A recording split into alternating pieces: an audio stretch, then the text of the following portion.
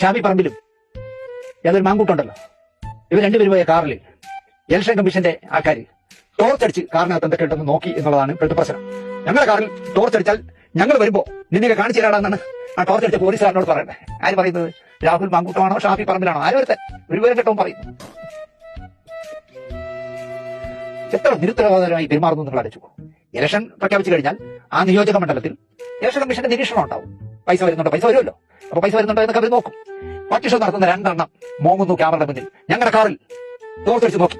ഉറപ്പായിട്ടും ഞങ്ങള് എന്താ പറയാ, ഭരണത്തിൽ വന്നോട്ടെ, ഈ ടോർച്ച് അടിച്ചവനൊക്കെ ഞങ്ങൾ അന്ന് സർവീസിൽ കാണിച്ചു തരാന്നൊക്കെയാണ് പറയുന്നത്.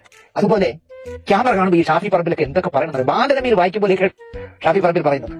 അപ്പോ എനിക്ക് ഏറ്റവും വലിയ തമാശ തോന്നിയത് നമ്മുടെ അഖിലേന്ത്യാ മുസ്ലിം ഉണ്ടല്ലോ, അബ്ദുള്ളക്കുട്ടി, പഴയ MP, അദ്ദേഹം ഇന്നൊരു പത്രസമ്മേളനത്തിൽ പറയാണ്, ഈ ഷാഫി പറമ്പിലും ഈ രാഹുൽ മാങ്കൂട്ടം എന്ന് പറയുന്ന ഈ 2 എണ്ണം, ഒരു MP ഒരു MLA, രാജിവെച്ചിട്ട് കോമഡി സീരിയലുകളിൽ അഭിനയിക്കാൻ പോകണം എന്നാണ് അബ്ദുള്ളക്കുട്ടി എന്ന് പറഞ്ഞ ഒരു നിർദ്ദേശം. എനിക്കത് കണ്ടപ്പോൾ അറിയാതെ ചിരി വന്നു. അബ്ദുള്ളക്കുട്ടിക്ക് കോമഡിയും പറയാൻ അറിയാമല്ലോ. അത്ര ശല്യമാണ് ഈ 2 എണ്ണം ആ നിയോജക മണ്ഡലത്തിൽ.